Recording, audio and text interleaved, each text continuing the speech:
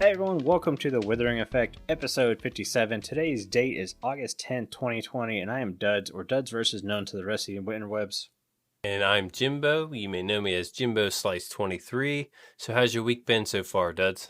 Pretty good. I'm kind of, as you guys hear, using a new microphone, and I'm worried because the way you use it, it's got to be like right up next to your face, and I'm like breathing on it.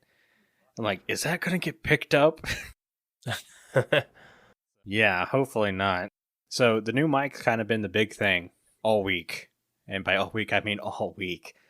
Been so many settings and filters and stuff to try to get it up right. And so, like, if I figure it out in Audacity, it's like, oh, that's great. Well, now go do it in OBS. Finally figure out in OBS, it's like, okay, now go do it in Slobs. Now, luckily, OBS and Slobs are basically identical, so that's an easy transfer. But then you got Discord.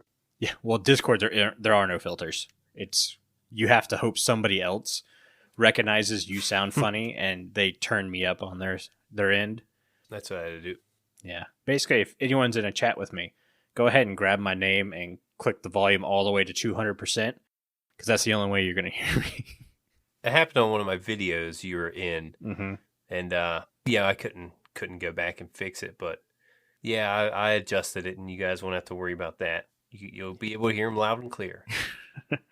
Good. Yeah. So, yeah, I've been playing with some of that. It's opened my eyes to a lot of different things. And a lot of things I'm going to be testing out on you when we finish this show. Okay. So, Like a lab rat. you are going to be a lab rat. I was just going to ask what the name of the mic was. The SM58? Oh, yeah, I got an SM58 with a Focusrite Scarlett Solo. Now, I kind of don't recommend this setup as much as I'm enjoying it. So, the USB interface, I was testing all this stuff out to determine what kind of mic and stuff I wanted, was a inbox dual channel or dual input or something like that. It has a pad button, which automatically lowers the decimal like 20 dB, or lowers the sound 20 decibels whenever you push or engage that button. The Focusrite Solo doesn't have a pad button. That's like built into it. So if you get Focusrite with dual channels, or I forget what they call it, it's like 2i something 2. If you get that version, there's a pad button on there, so you can flick that on and off. This version doesn't have the pad button. You're kind of supposed to get a preamp with it, but I was cheap and didn't want to pay another $100 for a part. Yeah, I've been having to do it with filters. Still sounds good. I think it still sounds good. I've got a couple preamps on my little wish list. I'm just kind of waiting to see if they go on sale, and then I'll get one. I'm not too worried about it. Audacity has great filters that really help out. OBS actually has really good filters too. Discord does not. So the only place I sound bad is Discord. But everywhere else, I can make up for not having the preamp, and I think it sounds pretty good. Sounds good through Discord. It was just a little low. Yeah, I'm just quiet. That's the big thing. I'm quiet everywhere. Mm-hmm. I found that I just need 13.2 decibels. That's all I need. So I think I've looked at getting what they call an inline FET head, which adds like 20 decibels and takes up very little space. That's what I'm thinking about getting. But that's like $89 or something like that. So I'm just kind of waiting for that to go on sale. It's like, okay, cool. Yeah. Other than that, I worked on the Wither Skeleton Farm with you and Carl. That room looks so pretty. Yeah, I really like the inside. Inside looks great. Outside, not much to look at. No, it's not. And I'm giving you a lot of credit for that room, even though I'm the one that put most of the blocks down.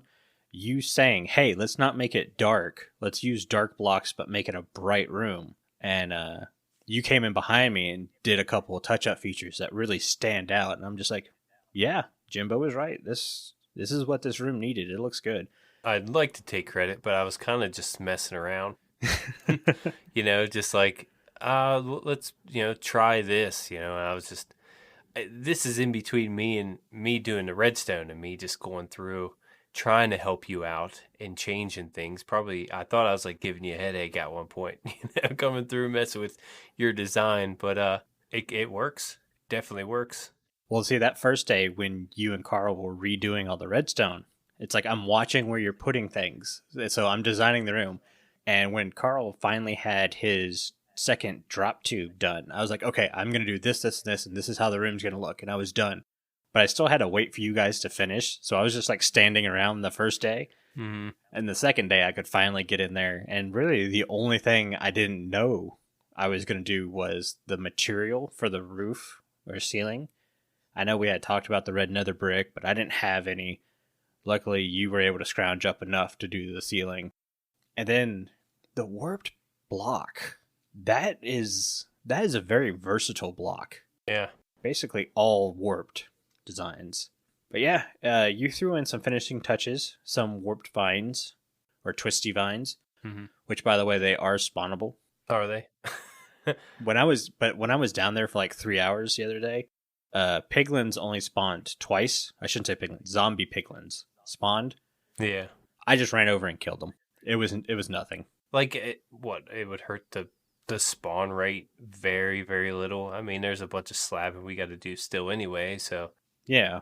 I wasn't sure, I just figured it might look good. It does look good. Yeah. So at least we got that. Mm-hmm.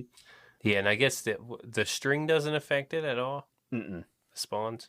No, see, and that's the thing. Everyone keeps saying, well, string will stop spawns. I've never known string to stop spawns. Yeah, I wasn't sure.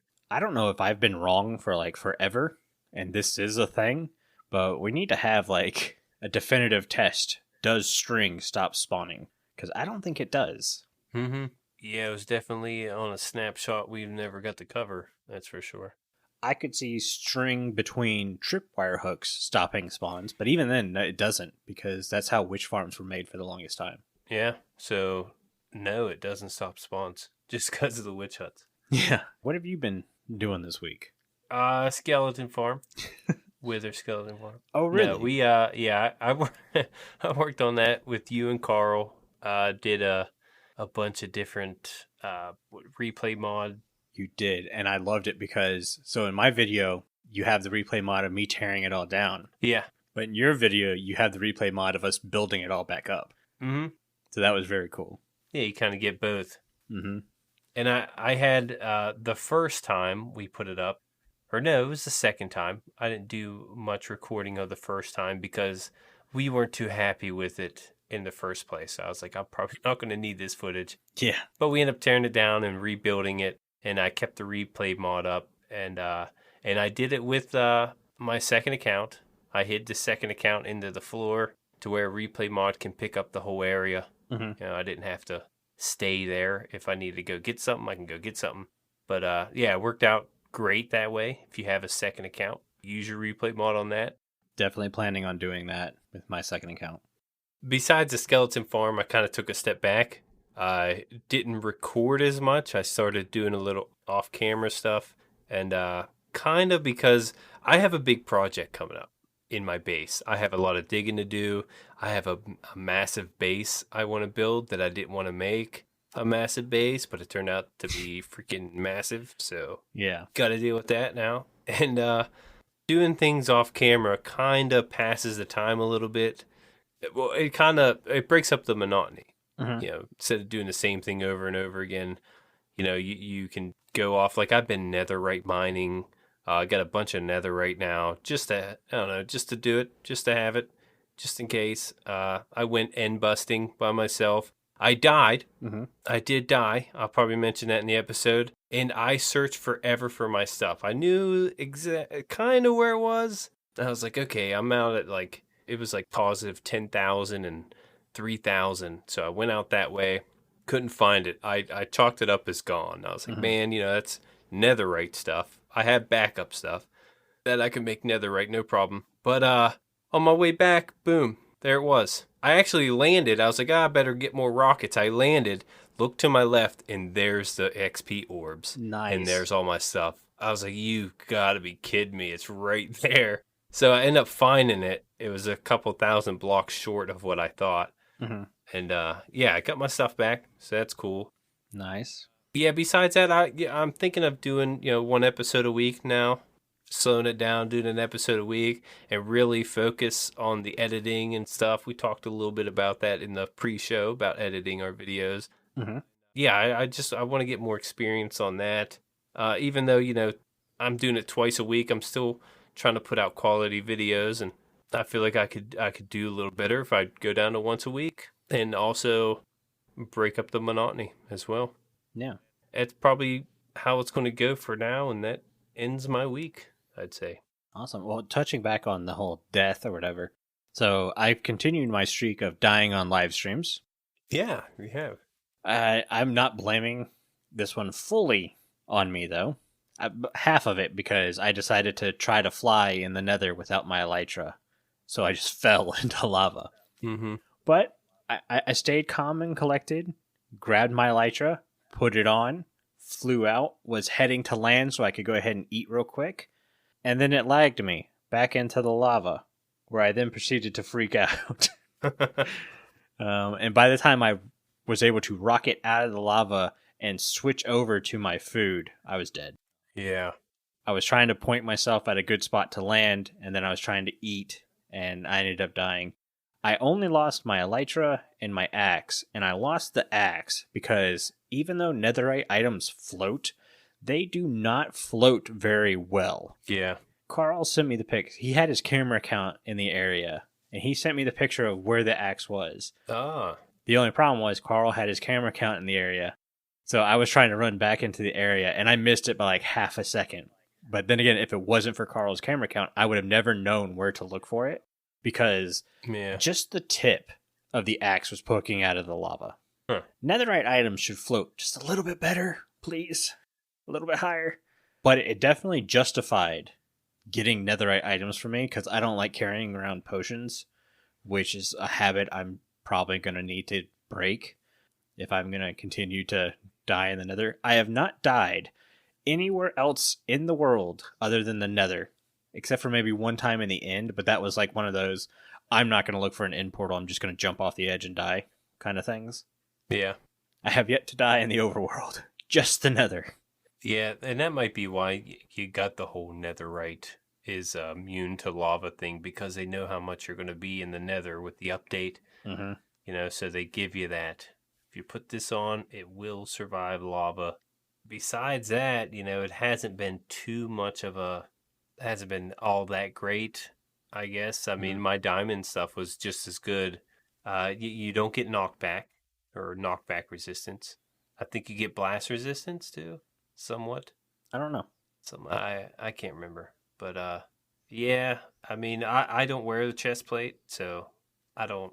Maybe it's really good for fighting if you're fully geared up. But I always have my wings on. I don't wear the chest plate either because I wear a golden chest plate because you have to wear gold in the nether now because you never know when the piglin's gonna sneak up behind you and attack you. Which happens a good bit. Yeah. I've had hoglins sneak up probably more than piglins actually. I have boots I have to switch out. Mm-hmm. I mean, I have a ender chest I keep on me, and it's right there in my ender chest. I don't put it in a shulker box. It's one of those things you have to get out real quick. Yeah. I put my boots in there with my fortune pick. That's about it. I carry my chest plate on me at all times, kind of like a shield. I'm hurting for that inventory spot back. I keep my chest plate in my ender chest too, right there to where it's accessible if I ever need it. Well, I mean, I've been going in and out of the nether so often. It's kind of like I don't want to keep breaking out an ender chest every time I need to travel. Yeah, if I put my gold boots on, they're Frostwalker. Mm-hmm. I don't take them off forever until I notice. Even when I notice, I'm like, I'm good. Mm-hmm. Not a big deal. Just keep them on. One of the last things I want to talk about this week is, so I've started my base design. Okay. And I ran into a stumbling block from the get-go. So everyone knows by now I'm building islands or mountains out of islands. Mm-hmm. Which sounds really cool until you realize you have to build a mountain that doesn't naturally generate in Minecraft that I've never actually built before. And I'm looking at the size of these islands and I go, well, that's a little bit bigger than I thought it was. And the one that's going to act as a storage room is weirdly shaped. So I've decided to break it up and have one medium-sized island, and then another, or not island, I keep calling them island, medium-sized mountain.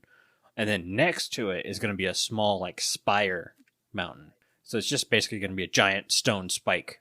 Yeah. And I got that inspiration because I went back to Hermitcraft Season 6. I remembered Scar built Pirate Islands that season as his starting base. Yeah. So I'm thinking that must have been in the back of my mind when I had decided to do this. And I was like, oh, I can just go look at his.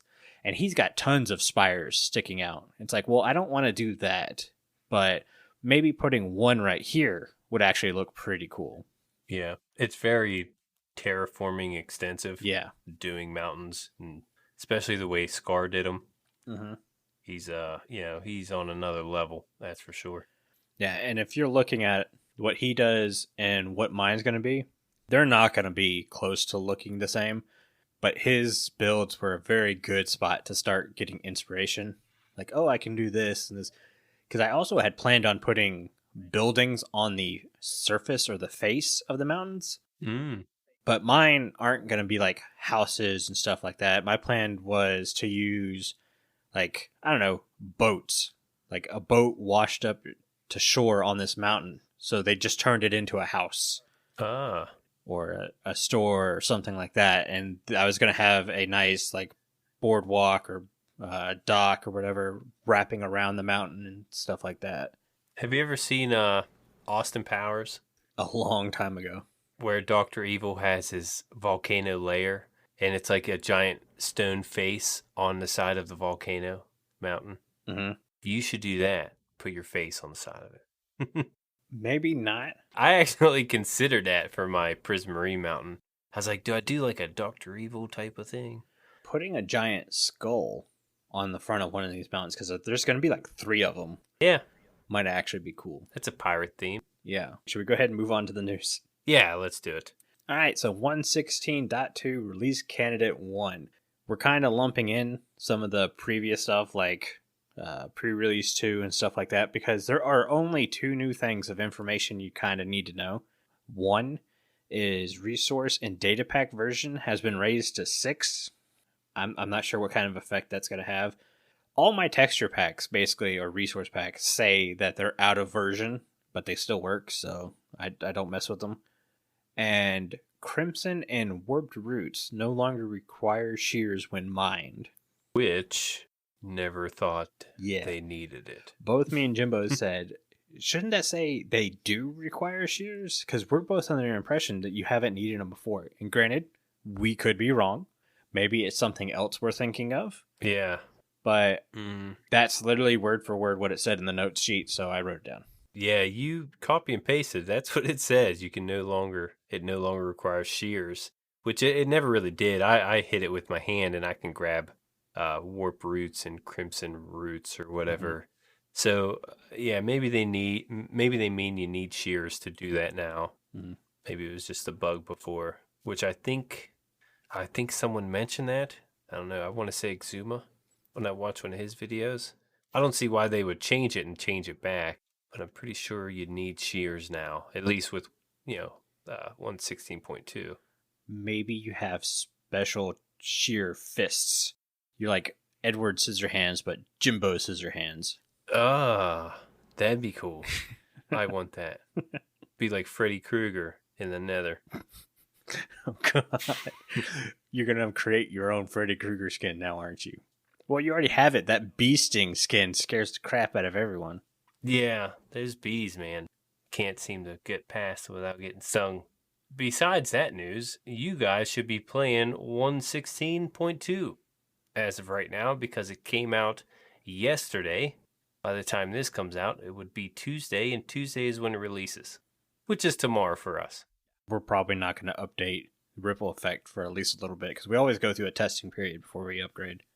Yeah, give it a week or so, see how people react to it. If it seems stable, a lot of times we'll go off of bigger servers. If they update, it's, it feels good enough to update if they were to.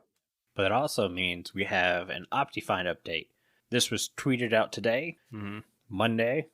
Optifine is now at 0% for 116.2. Oh.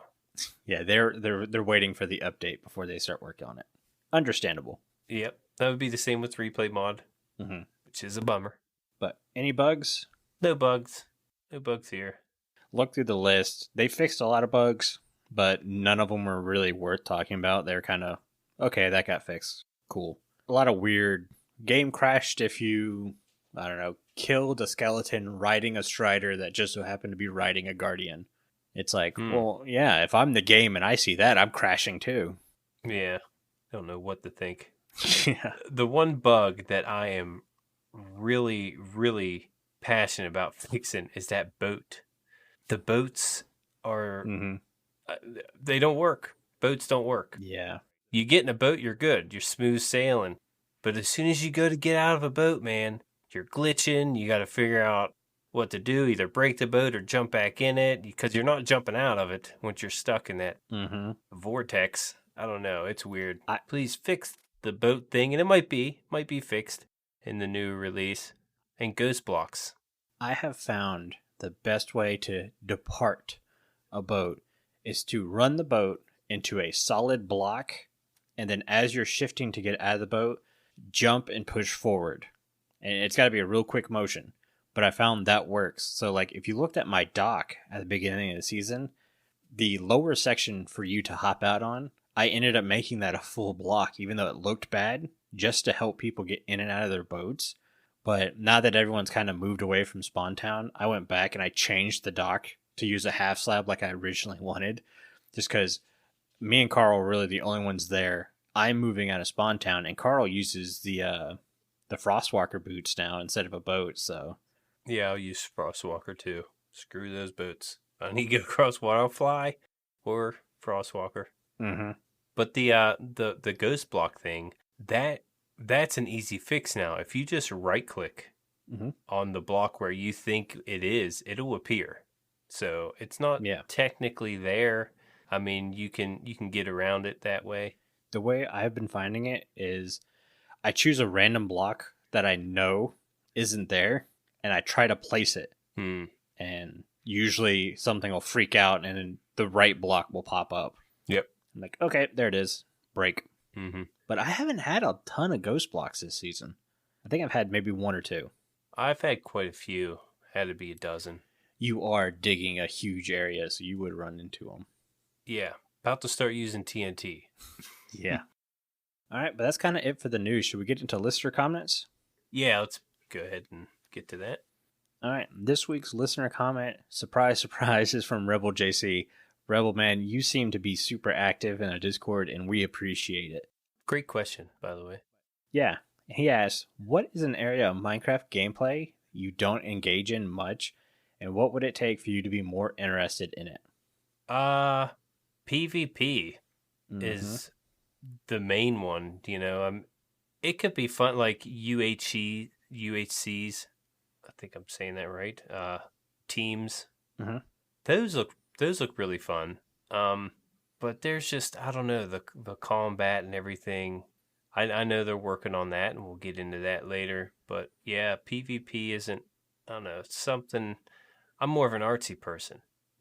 So I kind of steer away from that. Yeah. I've got two. And the first one isn't a knock on Minecraft. It's more a knock on me. Like, large farms, such as an ocean monument or a witch farm, even though the witch farm itself is small, it's the lighting up and doing the non-spawnable spots that's really kind of a pain. Spawn proofing. Yeah. Those turn me off, and it's not a knock on Minecraft. It's just that I have maybe an hour, hour and a half on a weekday to really play. So to do one of those will take multiple weeks to build. So, and the fact that when I'm designing a base, if I'm making a farm that large, generally my entire base design is probably going to revolve around that farm.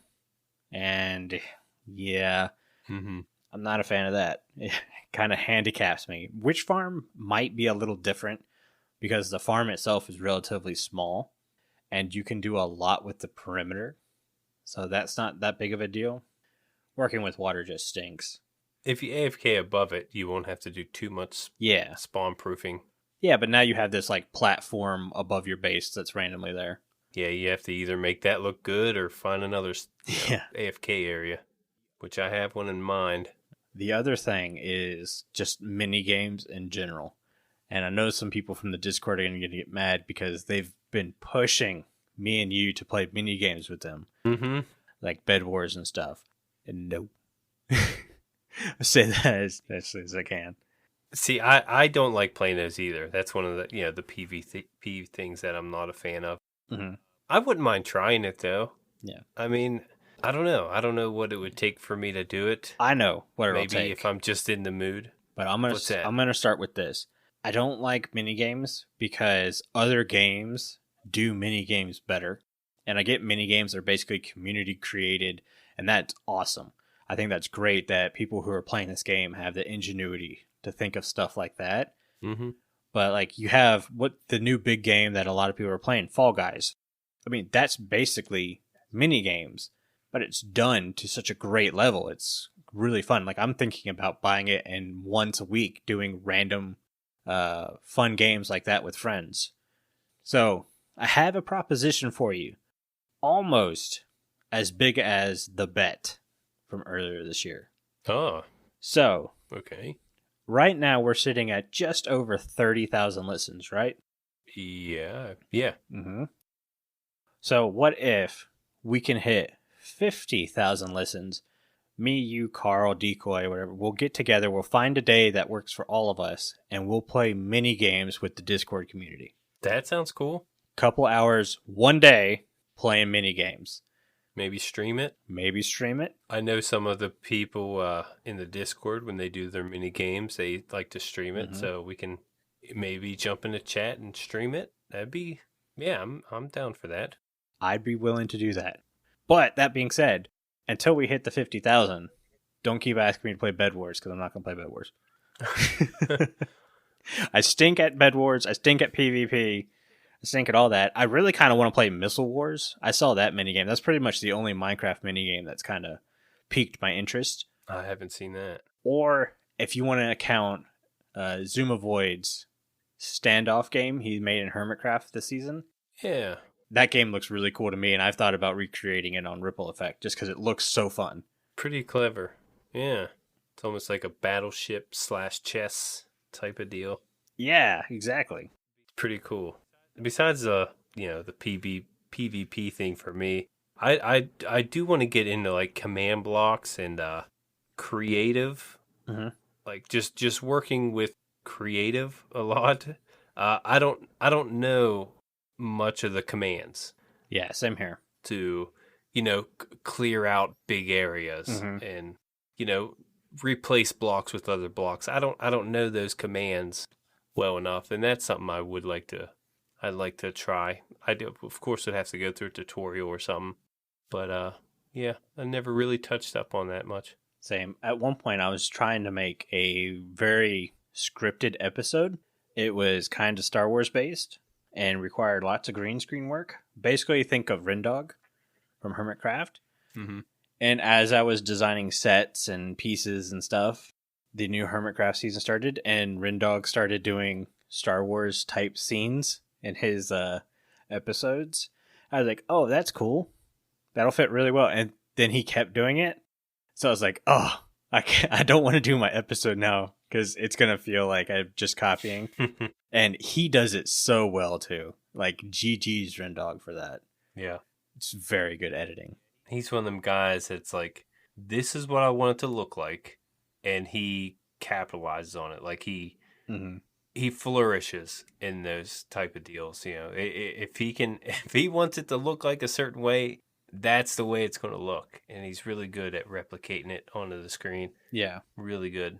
There's times like I'm in, like for instance, this witch hut thing. I have to build a witch hut. And I want to do it with my own redstone knowledge, not look at a tutorial. So in order for me to do that, I have to find a witch hut in another world to mess with.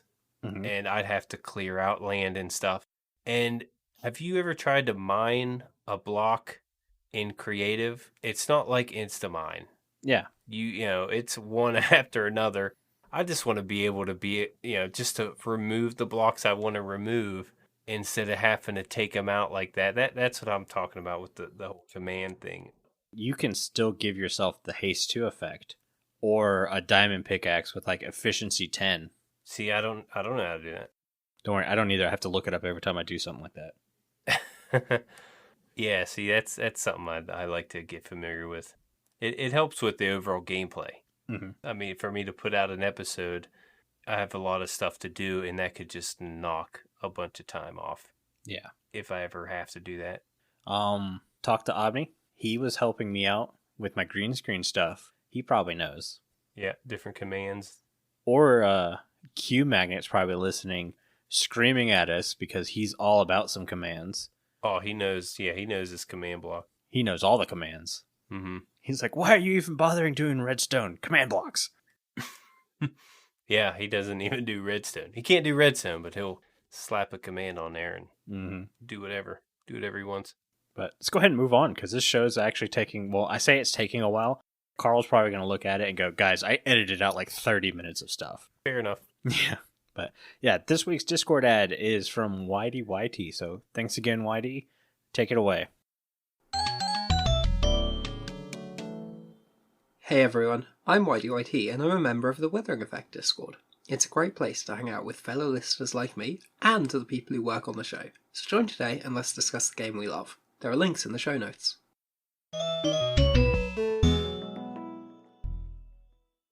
Alright, thanks YD. Going back to Discord. This week on Discord, we asked you guys to vote for these blocks for Block of the Week. Your choices were Cartography Table, Repeater, and Campfire. And the winner of Block of the Week this week is...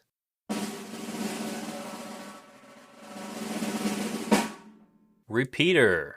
Congratulations, Repeater. You guys are a bunch of jerks.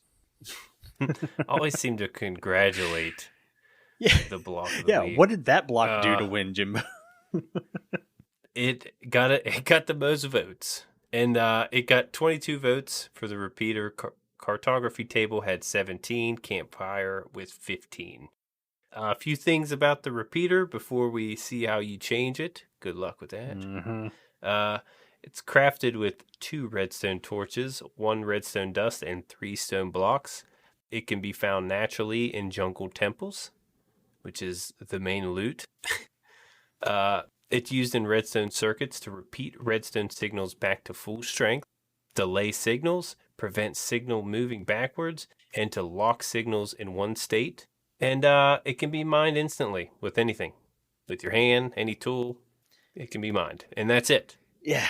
Not much more than that. So that brings me to the difficult task of trying to improve the Repeater, which I can't. I can't do it. The Repeater might be one of those redstone blocks I actually know how to use and know about the locking function and use the locking function when needed and stuff. My biggest complaint about the Repeater, well, other than the fact that you use a full stone block to craft it, even though you can definitely tell that it was supposed to be smooth slabs at one point. I think it actually was smooth slabs at one point, and they changed the crafting recipe. Huh. But is that they call it a repeater, but it doesn't repeat. It does act like a diode, if you're familiar with electrical circuits, where it lets power flow one way, but not back on itself, which is great. I think that's awesome. And the fact that you can delay a tick to a certain amount, again, awesome. The fact that you can lock it on or off, it doesn't have to lock in the on position. It can lock both ways, which is great. But the repeating part, it doesn't repeat anything. If anything, it's just an amplifier or a boost, because the second redstone touches a repeater, it immediately goes to the power level 15. Mm-hmm. So it's a little bit confusing in the fact that if I hear, well, it's a repeater, I would assume that whatever power level is going into the repeater would be repeated out of the repeater. I don't really think you'd have much use for that. Some redstone wizard might be like, oh yeah, you can use that here, here, and here, and then maybe. Or you guys might be like, there's no reason for that, stop touching repeaters. But yeah, to me, a repeater is more of a diode amplifier than a repeater. So the only thing I would change about a repeater is really its name and crafting recipe. Now you can change like the ticks on it. Yeah. Which can help sometimes, especially on servers. Oh yeah, I would definitely not change the delay factor. I think that's one of the best parts about Mm-hmm. a repeater is the fact that you can change the tick delay. Yep. And I didn't really have a change, but maybe something to think about.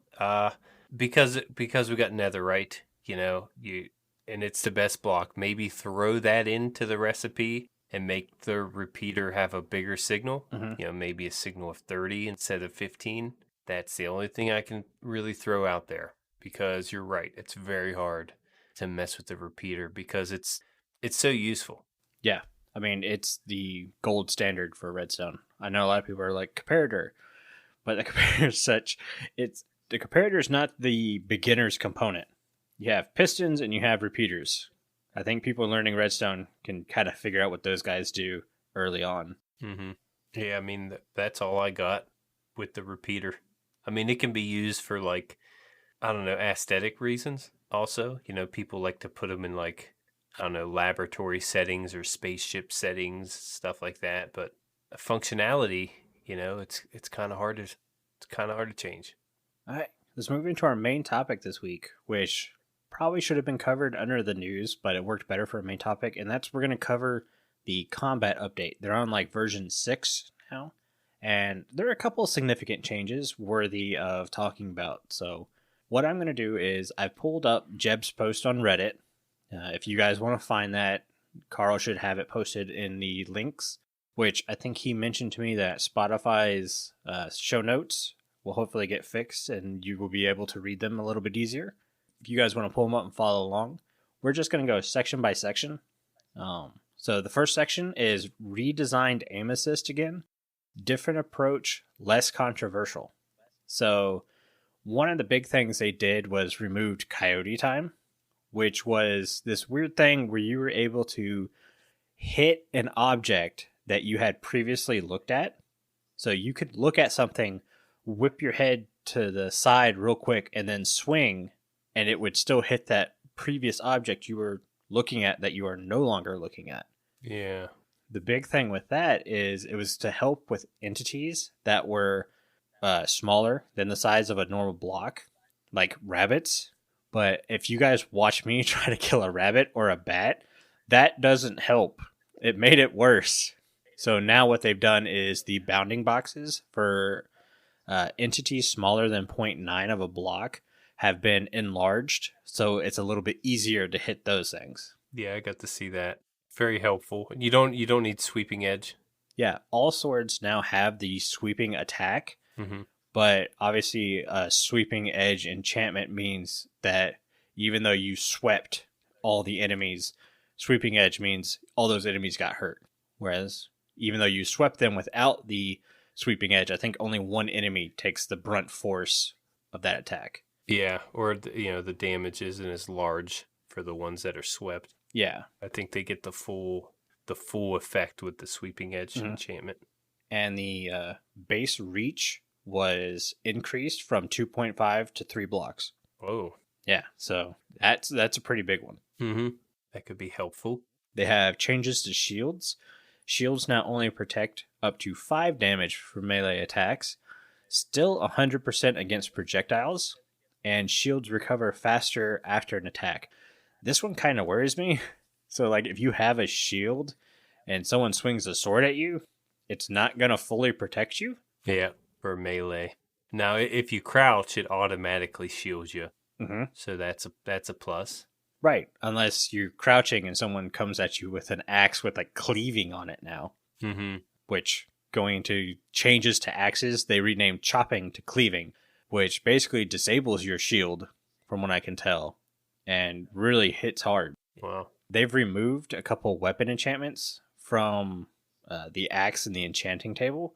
So, like, I think sharpness you could get on an axe in the enchanting table. You now can't. You can still add it to the axe with a book, I believe. But yeah, can't enchant for it though. Yeah, that or the sword. Yeah, you won't get those. Yeah, I think it's more common to get cleaving, but even then, cleaving's a rare enchantment. Yeah, but like Bane of Arthropods, Smite and Sharpness. Yeah, you're not going to be able to enchant for them. Mm-hmm. You either have to have books. Maybe you can enchant a book to sharpness. I don't see why you couldn't. Yeah, you could still do that. Yeah, but not on the tool itself. Or if you trade for sharpness with a villager, you can still add it to the axe. Mm-hmm. Now, they don't mention whether or not if you have cleaving, that disables sharpness. I don't know. You know how mending and infinity for a bow? Mm-hmm. They don't have anywhere saying that happens, so... Yeah, even sharpness, smite, and bane of arthropods. Is it arthropods or anthropods? I always call it arthropods. I say arthropods. Well, is there an R? That would settle it. Yeah. Anyways, yeah, you can't put any of those three together. So if cleaving is in that category, then you probably shouldn't. Yeah. I don't think it'd be available for the sword, right? Just the axe. Yeah, as far as I know, it's just the axe. Okay. I don't know if you can cleave with a sword. Yeah. I went through the previous updates just to see if there was anything that was important in there. And while there were changes, they were more changes to, like, your attack time is increased or decreased, just kind of flopping back and forth, trying to find the sweet spot. Mm-hmm. A lot of changes have happened to eating, which we'll cover in a second. But another big change is to bows. Yeah. They're kind of nerfing bows a little bit and making crossbows a more viable weapon. I'm not sure if I'm a fan of it. Like, I am, but I'm not. I've always gone with the thought process, don't ever take anything away from the player, add on. And right now, the changes to bows, what it is when you pull an arrow back or notch an arrow in your bow and you hold it, the longer you hold it, the more inaccurate your shot's going to be. Now, it's not like wildly inaccurate where you can be pointing at a block, you fire it, and it goes like 20 blocks in the other direction. It's not like that. Mm-hmm. And it totally makes sense. Like, if you're an archer and you're holding an arrow back and you're holding it, your arms are going to get tired. Yep. That's why they have the special clip on there now. That's for compound bows. Yeah. I use a traditional bow, and when I anchors when you hold back and stop. Mm-hmm. And when I'm anchoring, that's a lot of weight I'm pulling. Yeah. If I hold that for so long, I will shake a little bit. Mm-hmm. So you want to let go a little before, you're holding all that weight. Yeah. So it does make sense. Makes totally sense. My only downfall is you're taking away something from a player. But at the same time, if you're a player that doesn't use a bow regularly and you're okay taking the time to, it's knock an arrow, right? Or is it notch an arrow? We call it knock. So if you're okay taking the time, a crossbow doesn't have that problem. Mm-hmm. So using the crossbow now, you'll have your accuracy the entire time. And I think they do shoot, like, I think the randomness, because, if you hold an arrow at the same spot and you fire over and over again, it still randomizes. I think that's actually been taken down a little bit, so it's a lot tighter clumping. Mm-hmm. So for the crossbow? Yeah, for the crossbow. It may be for the arrow too. Other than that, a lot of other stuff has kind of happened. Like, so for thrown projectiles, they now consider player momentum. So if you're running forward, good, and you throw a snowball, that snowball is now going to travel further than it did before, or is supposed to. Mm-hmm. Videos I've seen, it hasn't really worked, or hasn't been enough of a difference to tell. Yeah, I was looking for an example, and I really, the example they gave, I'm like, it's not too much of a difference. It would have definitely helped in that mini game we talked about. Yeah, but the big changes to Food and Hugger, they reverted the eating time to 32 ticks. I think it was at like 28 at one point. So now it's back to taking a little bit longer. If someone hits you while you're trying to eat, it interrupts the eating. You cannot continue to eat through that, which makes sense to me. Yeah. Your natural healing is faster than it was. It used to take 3 seconds for a full heart, I think. Now it takes 2. Your natural healing drains food 50% slower, so you won't have to eat as much. They've reintroduced the rule that sprinting now requires more than 6 points of food. So I don't know if that was like 6 of those turkey legs or if it's still 3. Yeah, I don't know. I want to say also saturation's gone. Really? The argument that golden carrots are the best food because of saturation, I think that's it. I think they're pretty much even with everything else. So it's now going to come back to which food gives you the most hunger bar back. Golden carrots is still up there. Yeah. But now this won't be in the 1.0 1.16.2 No. release, will it? This is just a pre-release of the combat. The combat is a totally, completely different thing. Yeah.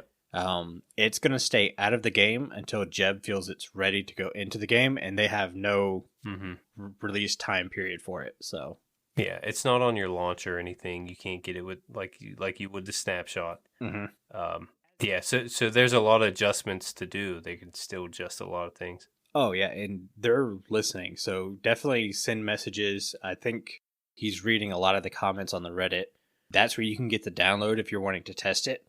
He gives you the instructions on how to do it and stuff. And it's just Java? Yeah, as far as I can tell, it's just Java. Okay. Yeah, I mean, it looks cool. It looks like they're actually, looking ahead. I mean, people are asking for a combat update, and then you hear cave update, and then you hear end update. Maybe they're trying to do them all little by little. That's pretty cool to see. The big thing that I've enjoyed is, so you remember 1.9 when they did the combat update to where it's at now, and like all the PvP people just like raised Cain because it was such a dramatic change. Now, I like the change, but I can see where people who were used to the old PvP style didn't. I feel that what Jeb is working on now is very much a happy medium, because they're bringing back the quick strikes with the sword. You can continue to do that.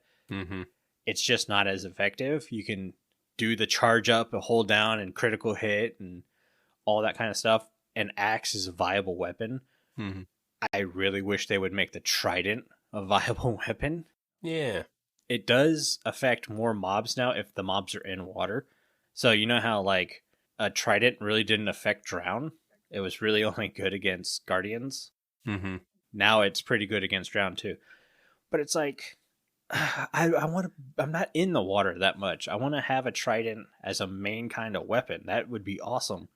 If someone's close range, make me be able to do a quick attack and stab them like it's a spear.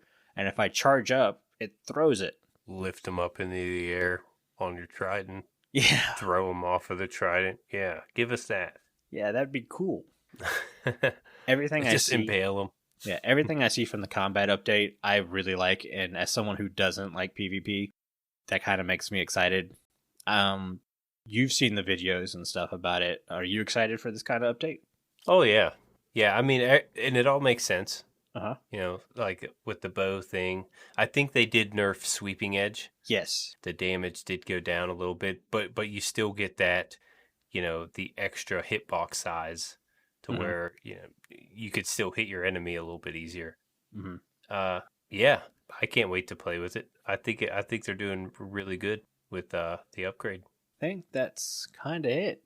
We've gone through everything. Hopefully, with all the issues we've had this episode, Carl's able to make us sound pretty. It doesn't sound as terrible as it's been. Before we go, I want to mention that we have a special guest next week. Yes. Helen Angel from Mojang is going to be on the show. We've already put a little thing on our Discord asking for questions. So if you have any questions, hop in the Discord, post them. We'll be checking Twitter if you'd rather hit us up on Twitter too. Yeah, either or. Discord is definitely a better place for all that. I agree. Yeah. But that's going to do it for our show today. Before Jimbo reads us out, I want to say a huge thank you to all of our Patreons who are supporting the show. Our milk level patrons are Aubni, Crock, ohbeep, StoneFigure, TheOfficialCCL, viperoustuna, and YDYT. If you too would like to get access to exclusive benefits and an hour of extra content each month, consider joining at patreon.com/thewithering effect. I say hour every time, it's hours. Trust me, we add a lot of content. We're having to record the half stack this week too. Yeah, not an hour, hours. Yeah, hours. And if you like this show, you can share it with all your friends and on social media. If you listen on Spotify, follow us. Or if you listen on Apple Podcasts, leave us a nice review. Doing any of these really helps the show reach more listeners. If you would like to get in contact with us, send an email to podcast@thewitheringeffect.com. Tweet us, leave a voice message, or join our Discord, where you can have a chat with everyone who works on the show and fellow listeners. All the links will be in the show notes. This show has been brought to you by Jimbo and myself, but also our digital producer Carl. He helps make sure the show ends up where it should be. The amazing music you hear in the intro and outro was created by the one and only Decoy. Everyone's social media info can be found in the show notes. And you guys have been awesome, as always. Thank you so much for getting withered with us. You should probably go drink your milk now. Bye. See you guys.